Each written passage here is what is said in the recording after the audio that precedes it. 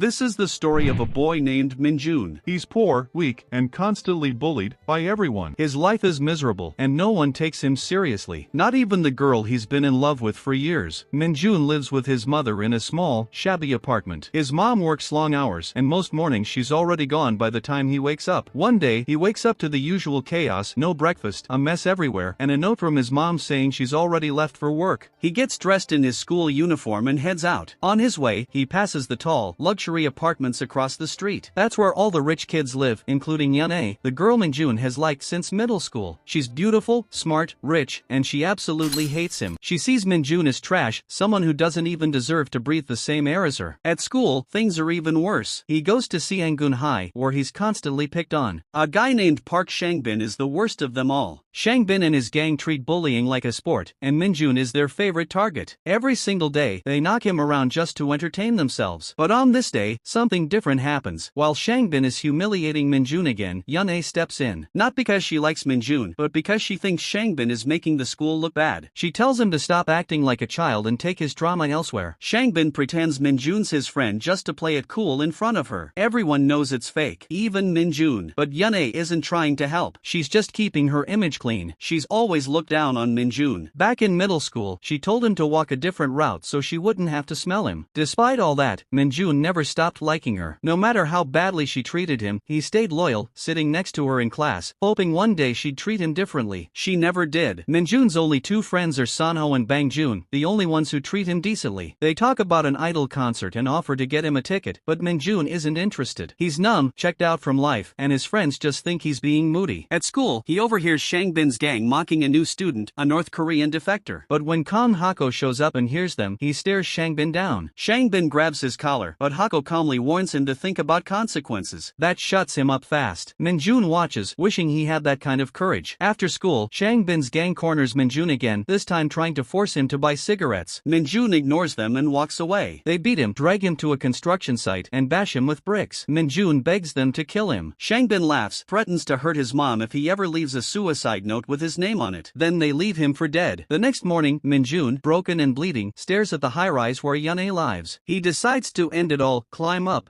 and jump, but he runs into Yunei. She sees his face and assumes he's stealing. She insults him again, but then snaps, yelling that he never stands up for himself. Her words sting. They stick with him. That night, he's back at home, gaming. His friends log off early, warning him about something happening outside. Then he hears banging on his door. It's his upstairs neighbor, terrified, begging to be let in. Minjun thinks he's drunk, but he isn't. He's already infected. When he opens it, the guy attacks, but he's a zombie now. Minjun barely gets away and locks the door, heart pounding. His phone blows up with emergency alerts, zombie outbreaks all over Seoul. The world's going to hell. The next morning, Minjun checks the building. Most apartments are empty or crawling with zombies. On the rooftop, he spots a college guy, now one of the undead. Minjun pushes him off and gets out fast. Survival is all that matters now. Money and status mean nothing. Minjun knows he has to survive, but he's not ready for this nightmare. After threw someone off the roof, Minjun stares in shock. I didn't kill him. He attacked me. I was just defending myself. The sun sets. Shadows fill the room. Guilt creeps in until he checks outside. Hyung, the man he pushed, is still moving, but his eyes are dead. His skin's gray. He's a zombie. 3 days since the outbreak. Minjun thinks gas won't last forever. Rescue might never come. Tomorrow, I'll go out. His phone rings. His mom. She's safe with the military in Seoul. The call drops, but relief washes over him. Then his thoughts drift to Hyena, a memory of her visiting once, insulting his house, leaving coldly. In the bathroom, he hears it, Minjun. A voice, urgent. It's her. Outside, zombies rush toward Yena as she screams. Hanya screams as zombies rush her, but at the last second Minjun yanks her inside and slams the door. Outside, fists pound and groans echo through the hall. Shaking, Hanya clings to him. What's happening to the world? You're safe now, Minjun replies. She thanks him through tears, admitting she's been running for 3 days. Her parents are safe in different places, but she barely survived before remembering his apartment. Inside, she drains his water. Minjun watches, frustrated, his supplies won't last. Why'd you come here and bring me trouble? He snaps. Because I had nowhere else to go, she shoots back. Hanya heads for the shower, embarrassed when Minjun comments on her smell. Later, dressed in one of his shirts, she asks, we can just stay here, right? No, he says firmly. Food and water will run out. We'll have to move. She panics. You'll get killed out there. Minjun shakes his head. If we hide forever, we're dead anyway. Zombies are slow, we can avoid them. We just have to stay smart. That night, they argue over sleep sleeping arrangements. Minjun finally gives her his room, but minutes later she calls him back, too scared to be alone. And as the night fills with the sound of zombies outside, both of them realize this is only the beginning. Morning light slips into the room, but outside, the screams of zombies echo through the streets. The world is chaos. Inside, Minjun watches Hyena sleeping soundly. He thinks, why does this girl sleep so much? Then he realizes she probably hasn't closed her eyes for 3 nights straight. Now, finally, she looks peaceful. There's a touch of sympathy in his voice. Suddenly, Hyena stirs awake, her voice still groggy. Where are you going? Minjun, almost careless, replies, the rooftop. Her eyes widen with fear. What? You said there are zombies up there. What if something happens? He tries to calm her. Nothing's gonna happen. I'll just slip past them. You wanna come with me? His voice hesitates. She snaps. Are you crazy? I'm not going anywhere near there. Ignoring her panic, Minjun walks toward the door. His eyes fall on the main gate downstairs. It's cracked and barely holding. His brows furrow. Danger is closer than he thought. Step by cautious step, Minjun climbs the stairs, every creak making his heart pound. At the rooftop, the air is heavy, filled with sadness. Then Minjun freezes. His girlfriend's body lies lifeless. Shock and sorrow flood his face. He bows his head, silently praying a final goodbye. Returning inside, his voice is heavy. Someone's dead up there. Hyena's face drains of color. Fear and grief hit her at once. Minjun sits by the rooftop's edge, determination in his voice. We need to start a fire. If a rescue helicopter passes by, they'll notice us. But Hyena sounds hopeless. Do you really think that'll work? How would we even light it? What if they fly past before we start? Her voice trembles with endless doubt. Then, out of nowhere, she starts screaming into the open air. Is anyone out there? Please, help us. Minjun snaps, furious. Are you insane? You'll attract zombies. The front gate's already breaking apart. Minjun's voice shakes with fear and anger. Hyena mocks him, sharp and sarcastic. You're pathetic. Always alone. Bet you don't even have more than 2 Instagram followers. Her words cut deep. Minjun thinks she never stops talking, maybe because she has no one else. I used to want to talk to her, but now, I don't care anymore. She keeps ranting, then suddenly kicks him. You loser. Why aren't you answering me? Minjun winces. Stop. I was just thinking. Later, Hyena lounges on the bed, muttering, Minjun, I'm starving. Did you cook anything? Cut to Minjun, washing her clothes like a servant. Am I her slave? Finally, he says, I'm going out. Hyena jolts. What? There are zombies everywhere. But Minjun slips outside. Packs of zombies roam the streets. He distracts them with quick tricks and barely survives. His thoughts darken. This feels like a game, but soon, the world won't last. Hours later, Hyena sits alone. Helicopter blades roar above, but she whispers bitterly, what's the point? They never saved us. As night falls, her fear turns to tears. Did Minjun turn into a zombie? Did he leave me? No. Minjun, please come back. Suddenly, the door bursts open. Minjun rushes in. Hyena, look. Through her tears, she yells, are you insane? Do you want to die out there? He holds up a leaflet. It's from the helicopter. A safe zone. I was going to leave, but I came back for you. Her anger fades to shock and then hope. What's next? Will they risk everything to reach safety? Find out in the next episode.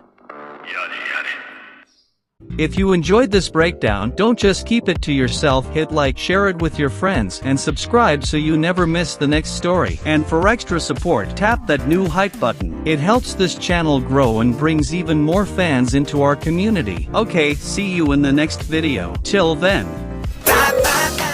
In the previous part we saw, Minjun comes back late because he went out collecting leaflets. Yena reads one and almost faints. It says Gangbuk goes into full lockdown tomorrow. The back of the leaflet shows infection levels. Their neighborhood is still okay, but the surrounding areas? Straight up zombie Disneyland. And soon, their place will join the VIP danger list. Minjun says waiting for rescue is the dumbest idea ever. They need to get to the Han River and escape. The fastest routes are zombie infested, so he picks Yongchandong, which is safer but far. Yena is shocked. She thought Minjun was useless, but apparently the man has a brain. She still wants to wait for rescue. Minjun says, if you want to die here then stay. I'm leaving tomorrow. Then she decides to go with Minjun. Next morning, Minjun asks if she wants to check her dad's hospital, but Yena finally admits her parents escaped without her. They sneak through the streets. Zombies wander around, but somehow everything is going smoothly. They walk forever. Yena complains her feet are dying and she wants to drink water. He refuses to give her offer water because it's precious. Finally, they reach a giant barricade. Minjun gets suspicious. No guards, no soldiers, no nothing. And then, he sees a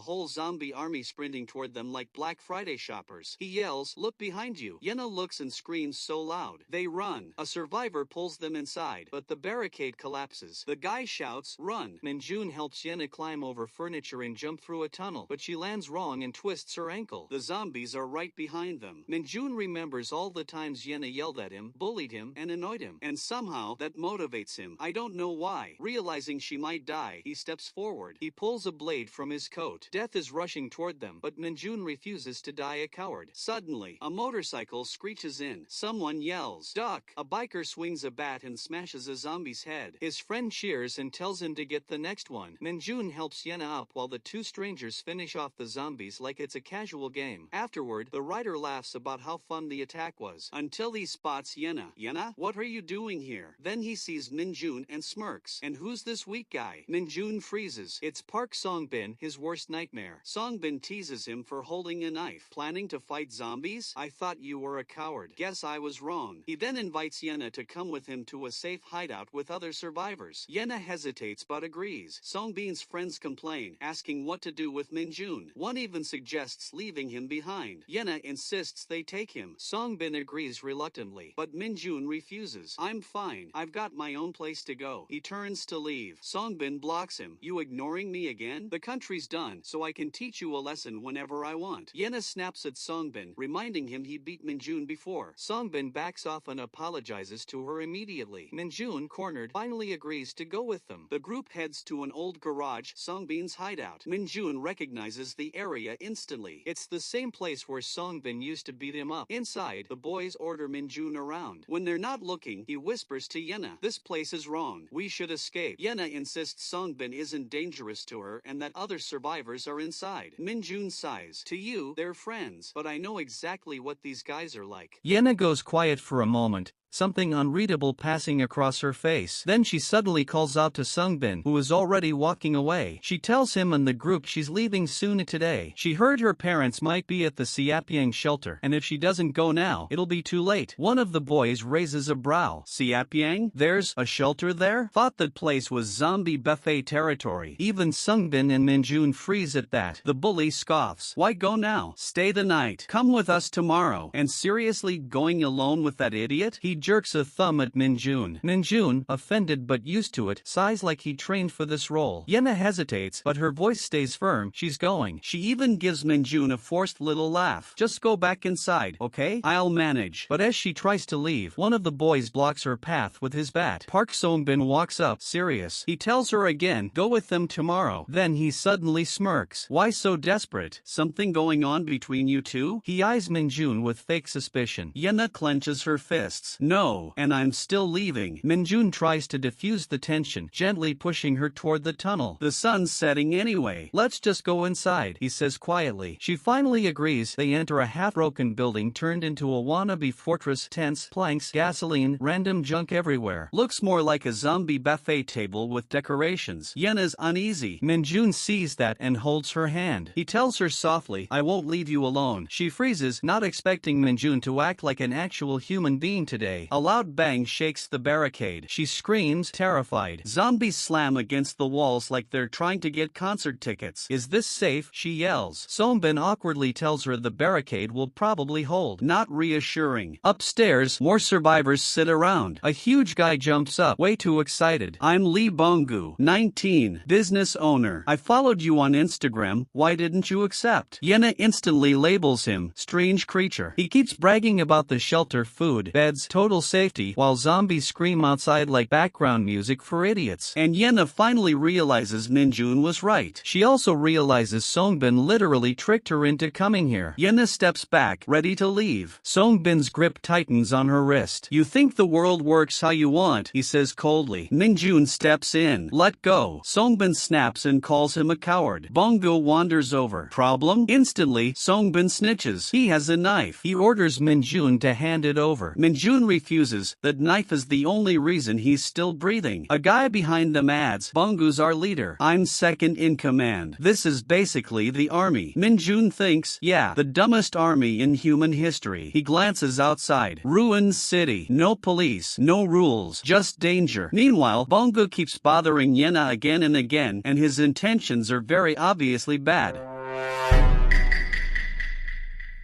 Songbin tells him to back off. Bongo looks confused until Songbin suddenly turns on him. A fight erupts. Bongo swings first. Songbin grabs his throat. One of Songbin's boys decapitates Bongo's friend with a bat. Yena whispers, shouldn't someone stop them? Yena, you're sweet, but please stop trying to be the neighborhood police. We're running for our lives, not applying for Hero of the Month. Her eyes widen, but Minjun grabs her hand. This is our way out. They bolt. A thug shouts, catch them. Someone grabs Yena from behind. Minjun turns horrified as a knife flashes near her. Minjun jumps in at the last second, grabbing the attacker's wrist. Yena freezes. She did not expect help from him of all people. The thug spits curses at Minjun and immediately kicks him in the stomach. Minjun folds, gasping, but still stands between Yena and danger. Another kick. Another insult. Minjun hits the floor. The knife clatters away. Blood splashes. Yena covers her mouth, trembling. Minjun. The thugs circle him, stomping him without mercy. Yena screams his name. Suddenly, someone grabs her wrist tight. Park Songbin smiles that creepy middle school stalker smile. He brags about money, status, and how Yena was too rich to fall for him back then. He leans in, whispering threats. When an elderly survivor protests, Songbin kicks him down the stairs like trash. The shelter erupts in chaos. Throw everyone down to the first floor, he orders his gang. Except Yena. Yena runs to Minjun, he's barely conscious. He begs her to run, but Songbin's voice freezes her in place. It's hell outside. Stay here, with me. His goons grab Minjun next, planning to toss him over the railing. As they count down, Minjun grabs one thug's clothing and drags him down with him. A sickening crash. Both men land on the zombie-infested first floor. The thug cries for help only to be dragged away and eaten. Songbin panics when he realizes Yena is gone. Yena climbs over the barricade they built, heading for the rooftop. Songbin screams, chasing her. She leaps to a nearby roof, barely lands it. Songbin tries the same, slips, and falls. Yena, shaking but furious, screams to lure zombies toward him. He flees as they surround him. She rushes back. Minjun is alive somehow. She pulls him up onto the rooftop, desperate and crying. His injuries are bad. He's dizzy, bleeding, barely speaking. Soon another thug appears, chasing them. They jump from the roof. Minjun collapses from the landing, so Yena carries him on her shoulder, refusing to leave him. Night falls. Yena drags Minjun into a building. She guesses there won't be any zombies inside. Now, I know what you're thinking. How the hell does Yena guess that? By smell? Yeah, you heard right. Apparently this girl has zombie scent ninjutsu. Don't question it. They step inside. No zombies. Just silence. Then suddenly, a shadow rushes past the doorway. Yena panicked. The figure steps inside, holding an axe. Not a zombie. A human. And Yena recognizes him. Wait, you're the guy from earlier? The man gives a small nod. When they ask about Minjun, Yena explains he wasn't bitten, only stabbed. Bleeding badly. One of the men still panics. Stabbed? Not bitten? Are you sure? Before she can repeat herself, they grab her, cover her mouth, drag her like Black Friday discount luggage. Yena fights hard, but they're too strong. They're seconds away from sedating her when a low voice cuts through the room. Let her go. A guy steps in. One of the kidnapper attack him. He says this will be your last mistake in your life. One swings a pickaxe. The newcomer calmly dodges, slips a knife into the man's throat, drops him like garbage day. The second attacker threatens to twist Yena's neck. The guy doesn't blink. He throws his knife so hard it knocks the man flat. Yena's eyes widen. She knows that face. Kong Hakchil, a North Korean transfer student. He carries Minjun to safety, patches him up, and reassures Yena the wound isn't too deep. Honestly, she has no idea how Kong knows so much medical stuff. He just shrugs. I learned over time. Kong warns her the entire district is basically lawless now, more insane humans than zombies. Yena asks, then why are you here? Kong says he has his reasons. He plans to cross to Gangnam tomorrow morning. She begs him to take them. He refuses, says big groups mean big problems. But when she mentions Minjun's mother being in Gangnam and even threatens to kneel. Kong sighs, "You have changed a lot," then grabs his bag. "I'll scout the area. When Minjun wakes up, we'll talk again." Yena finally rests, exhausted, "So that I am, because I have to work script, audio and editing etc. alone." If you're enjoying the story, don't forget to like and subscribe, it really helps the channel. And if you want to show some extra love, you can drop me some hype points too. So that's it for today. See you in the next video. Till then.